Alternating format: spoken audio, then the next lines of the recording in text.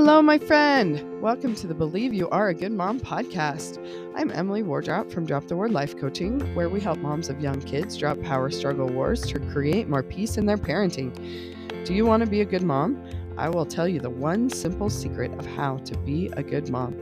You already are. Don't believe me? You've come to the right place. I'm glad you're here. I've got you. Because when you truly believe you are a good mom, everything will change for you as you live into the truth of who you've always been. Let's get started. Okay, good morning, my friends. I have a really fun, special Christmas episode for you today. Shalom Havarim, Shalom Havarim. That's not Christmas. That's Hanukkah. Happy Hanukkah, everyone. I have a special Hanukkah episode for you today. So I know this song from my childhood. When I was in elementary school, they didn't just cut Christ out of Christmas completely to keep church and state separate or whatever reason it is that they talk about the Grinch and Rudolph, but not Jesus. Anyway, they tried to respect all the holidays that were happening in December. So I learned about Hanukkah. I learned about, it sounds like they're doing that a little bit because my daughter came home telling me all about something happening in India. Oh, the lights. Anyway, clearly it was a little too chaotic for me to ingest what she was teaching me, but I should ask her because it was interesting. Anyway, I learned about Hanukkah and I learned about Kwanzaa. And ever since I learned about Kwanzaa, when Kweku, shout out to Kweku, when his mom came to our class and taught us all about Kwanzaa, I was like obsessed with Ghana, and it's still on my bucket list. I want to go to Ghana someday. Ever since then. So elementary school, it's very formative years my kids are in right now. Anyway, so I have the Shalom Havarim song stuck in my head, like not just in December, like it's kind of a, anyway, I say shalom all the time, okay? And so I sang it to my son in the car the other day, and he was like, what's that even mean? And then I break out into song, and I feel like Fiddler on the Roof when I sing it. And I'm like, I don't know what it means. Something Hebrew, something about Hanukkah. I don't know. And maybe something about a dreidel. I don't know. Because that's the other song that's stuck in my head from elementary school. Oh, dreidel, dreidel, dreidel, I made you out of clay. Oh, dreidel, dreidel, dreidel, with my dreidel I will play. So anyway, the point is, I did not know what shalom meant. And then last night, I was making this friendship bracelet right here, and I needed some background music. So I turned on The Chosen. P.S. Are you familiar with The Chosen? Holy, where have you been if you're not? Get with it if you haven't. Amazing. So they just released season 3. But last year at Christmas time, they did this fun Christmas concert, and they had all these fun, like Christian rock singers worshiping, getting excited about Christmas and the nativity. And so I was listening to that, and they have some monologues interspersed in that concert. And if you're interested, The Chosen has its own app that you can get on your phone or your Roku or whatever streaming device. The Chosen. Download it now and check it out. It's incredible. Anyway, so all of a sudden, she starts teaching us what shalom means. And I was like, what? Quentin, listen, ask and you shall receive, buddy. Like, he was like, what does shalom mean? And then like 2 days later, shalom means.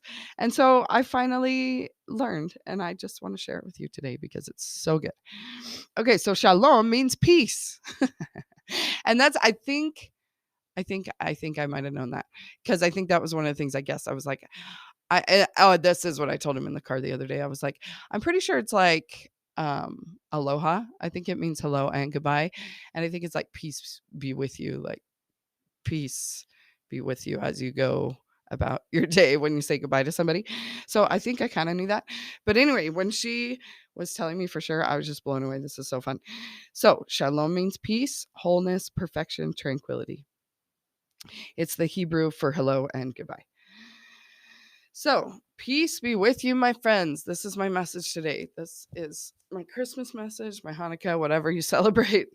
All the holidays, all year long. I want peace to be with you, okay? That's the whole deal here at Drop the War Life Coaching. We drop power struggle wars to create more peace in our parenting. We drop the war to create peace. Or to find peace is what my logo says, because that's what I used to say. but I don't know about finding it. It's more about creating it. Okay. So how do you create peace when you live in a house full of these littles? Even last night when I heard that, I was like, stop, rewind, record. I was trying to record her explaining what it meant. And then when I tried to listen to the recording just now to quote it exactly, there was no peace to be found. There was all sorts of chaos between me and the TV. And so all I could hear was my kids being kids instead of what I was trying to learn from her. So I'm like, this is classic. It's just so classic. So that is the thought, right? That it's hard to find peace in a house full of littles because it's very chaotic. There's a lot going on. There's a lot of stimuli, especially my ears. Hearing gets overstimulated for sure. And we call it, I need to go in my quiet box because they have these things called calm boxes or whatever for kids to like calm down. It's like a box with crayons and whatever else that they can play with and get some sensory calming, nervous system calming, whatever, your calm box. Or maybe they call it a quiet box. I don't know, to go over there. It's not like a timeout corner. It's like a sit in the corner and play with your quiet box stuff. Anyway, we just need some peace and quiet and calm sometimes, right? Amidst just the sensory overload of having kids. So sometimes that's not possible, right? Because we got to get them to school. And that, chunk of time in the morning is not peaceful. It's quite chaotic and stressful and all the things, right? Or maybe we're just kind of dreading the Christmas season. It's just a little much. There's a lot of extra stimuli. They're not at school, so it's just all day, every day for a big chunk of December. and it's just a lot, right? And we're talking about peace on earth. We want to create peace in our own homes. But how the heck do we do that? So let's talk about shalom, okay? Peace, wholeness, perfection, tranquility. Those are the words that she used to describe what shalom means. So wholeness, perfection, tranquility, I think is what we kind of usually think of. Like when I say, how can you have peace amongst the chaos? It's like, yeah, how can it be tranquil when it's chaotic? Doesn't really make that much sense, but the other two make a little more sense. So wholeness and perfection, that's what we're going to talk about. So I often talk about that we're not going to be perfect moms, of course, because that's ridiculous. There was only ever one perfect person on the earth, right? And we're celebrating his birth right now, but that's not the goal, is to like be as perfect as Jesus was. The point is that because of Christ, we can be perfected in the long run, right? Like the eternal perspective of the plan. Not that we're going to be perfect moms right now, not that we need to be perfect in order to be a good mom. You are a good mom and you're in this human experience. It's an experience. The whole point is for learning, for growth, for development, for perfection in the long run. And what perfect means is wholeness. And so that's fun. That wholeness and perfection are right there together. So complete is a more, they say that's a more accurate translation. When the scriptures say perfect, it means complete. So wholeness, shalom, peace, it means that also. So what is this wholeness that we're going for? Be your whole you. I did a whole episode on this. What we think when we think that we're looking for peace is an absence of negative emotion, right?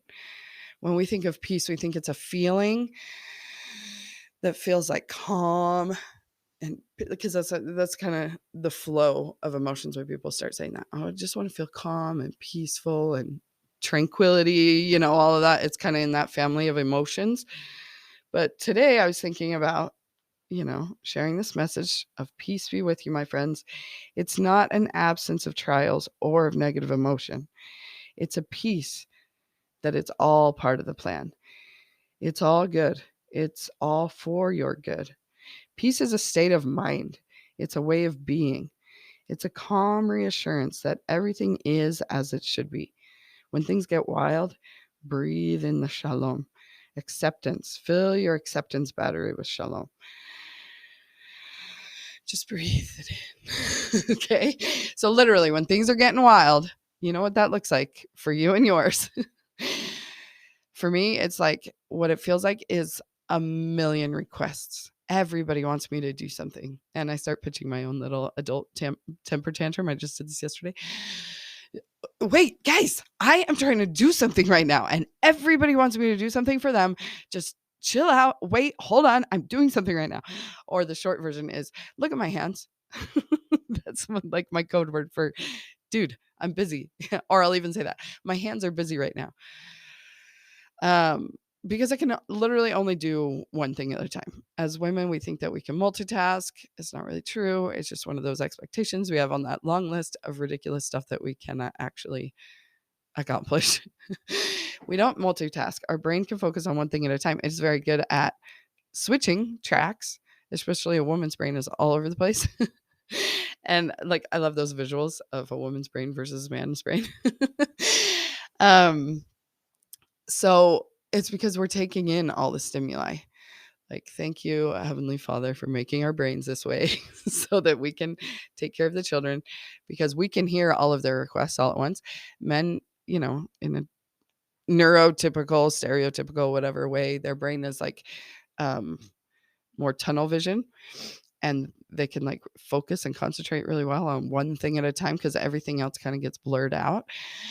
And but that means the baby's crying and he can't even hear it because he's focused on what he's doing, versus I can hear the baby crying and all the kids, fighting and asking me for this and that and the other and like 9 million things all at once. And like, it's very overstimulating, right? And so when things get wild, breathe in shalom.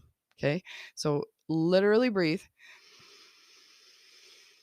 and think shalom, like peace be with you, like peace be with me. I need some peace right now. So breathe in the peace, breathe in the shalom. That inhale is like a breath of life.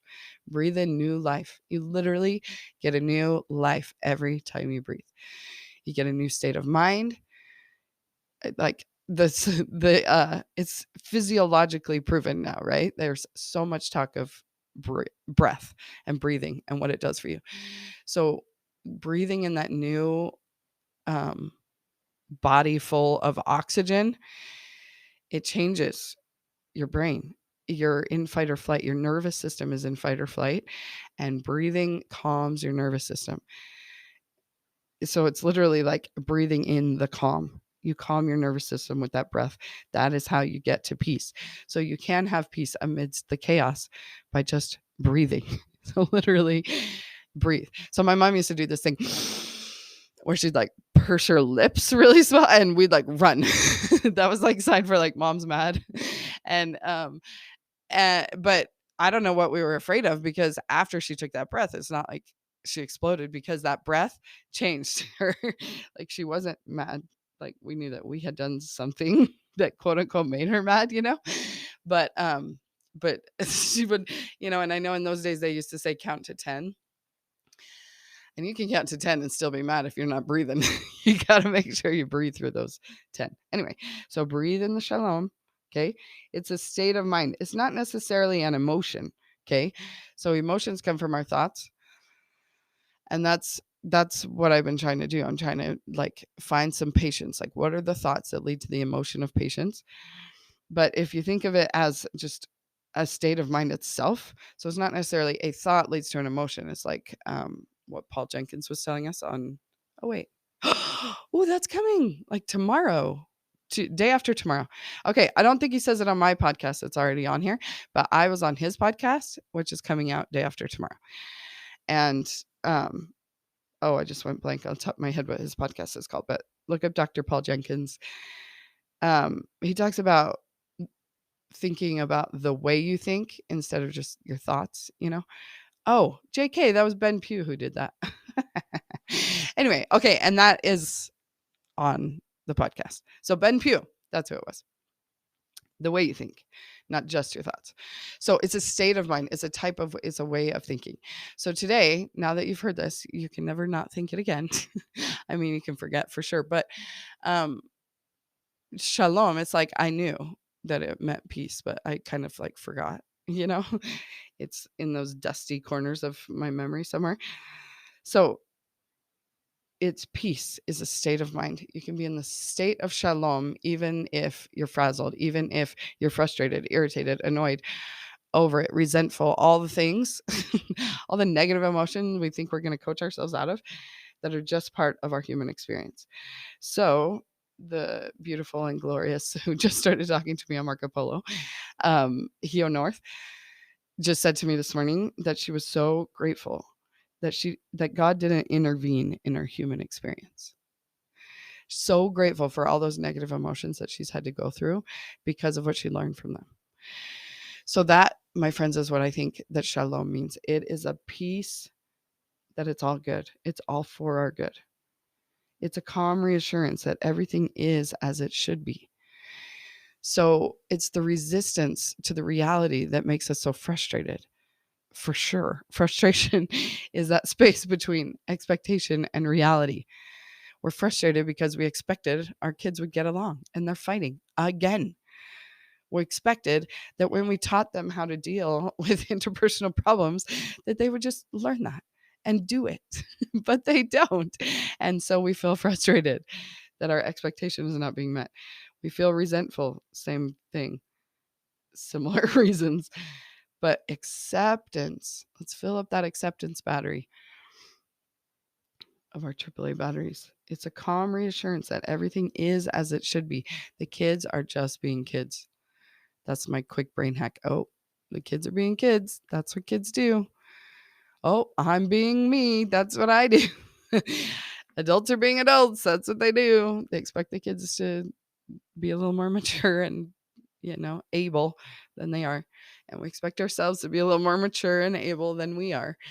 And we're all just being humans. The humans are just being humans.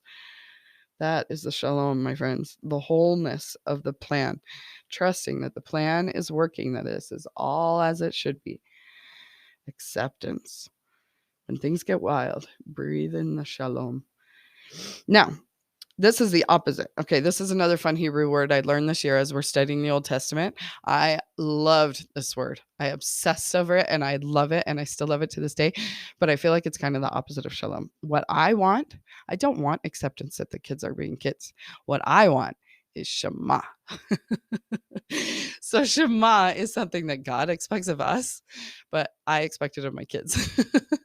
So Shema is like to hear and obey. Like all these Hebrew words are like really thick and rich and they mean a lot of stuff. And then we like dumb it down to 2 little English words. That's not really like the whole essence, but the basic gist, the Cliff Notes version of what Shema means for me, from what I understand, is hear and obey. Like God gives us a commandment, we hear it, we obey it. Boom. That's what he expects of us, which sounds like a very Old Testament God, right? But it's a lot deeper than that, and we understand it a lot deeper. But what I want is for my kids to just hear and obey. The first time, right away, I say jump, they say, how high, Mom? And just do it, right? Like, let's go, time for school, put on your shoes. Wow, they have their shoes on all of a sudden. That's what I'm expecting. And if I don't consciously realize that that's what I'm expecting, then I don't know where the frustration is coming from when they don't do that, right? But when I realize that my frustration is coming from my own thoughts, my own expectations, not that they didn't Shema, then I understand and I get a little more shalom. Okay? So acceptance of them as they are, acceptance of us as we are, that it's all part of a perfect whole plan. Instead of, hello, what's wrong with these kids? Why can't they just Shema? Okay. So that's what I want them to do. Just Shema, hear me and obey. The first time, just do it. But when I know that that is ridiculous because they have their own agency and they're going to do what they want to do, and if I want them to do what I want them to do, I'm for sure going to have to at least say it more than once. Like, first of all, they didn't hear me the first time. Second of all, they're doing what they want to do. And nobody wants to stop doing what they're doing to just do what somebody else told them to do, like instantly and for no other reason than to just Shema. Nobody wants to do that. So So Shema, to hear and obey. That's what I want them to do. But shalom is what they are doing. It's who they are. Shalom is like acceptance of that they have their own agency, that they're their own person. They're doing their thing. They're doing what they want to do right now. Like sleeping, I expect that I just turn on the music and everybody knows, oh, it's time to wake up. And they just get up and go to the bathroom and get dressed and get ready for the day. Get their eat their breakfast, get their backpacks on by themselves. I just expect them to be an adult, really. And their kids, they barely started school. Why do I expect them to have this routine down already? The Shema is ridiculous. So shalom is a much more useful state of mind, because I've been in the state of mind of they just need a Shema, and that is ridiculous. So shalom is an acceptance that they are doing what they are doing. They are who they are. I just breathe and love and joy and acceptance and just enjoy who they are and who I am and enjoy our life instead of expecting it to be any different. It is what it is. Shalom, my friends. Peace be unto you this season. Enjoy the season. Enjoy. It is what it is. You stressed about gifts all month long, and then they open their presents and they act like little brats that you didn't get them the right thing. Shalom, my friends. It's okay. They're just kids being kids, and we're just adults being adults. We're all humans being humans. Breathe in the shalom. Feel the peace. And let it fill your whole soul with acceptance. Fill up that battery that it is what it is right now. You are a good mom. They are good kids. Oh, it gets me every time. They did it again last night, saying something about bad guys and good guys. Oh, I'm like, what is this? I'm so not into the bad guy, good guy story. And so this is what I always say. There's no bad guys and good guys. Everyone's good and they do bad things sometimes. Right? That's really how I feel about it. So, because God made all of us, we're all sons and daughters of God, and we have agency and we make choices, and some of those choices are not quote unquote good. We do bad things. That doesn't mean we are bad. We are good. You are a good mom, and you're doing whatever you're doing, and you may call it the best you can. You might not like that. I personally don't like that phrase. So I'm like, I could always do better. So it's never the best I could. But I am good. I am doing what I'm doing, and I am good, and I am a human. And that duality is a little bit confusing, but that's the state we're in. It's a little bit confusing. Okay, but it's all good. And that is the message of Shalom. Peace, wholeness. The plan as a whole is perfect. And what's happening right now is perfect. So get in that peaceful state of mind. Enjoy the next couple of weeks celebrating. Shalom Havarim, my friends. Shalom. Hold on. I looked up what Shalom Havarim specifically means. Do I still have it here? Goodbye and be safe, my friends. Until we meet again, have peace.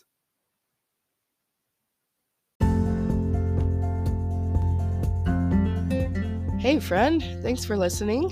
If you want to learn more about how you can believe that you are a good mom, head over to dropthewordlifecoach.com/believe, and you get access to my free pre-recorded masterclass that will teach you all about the hands-on, exactly how to believe that you are a good mom.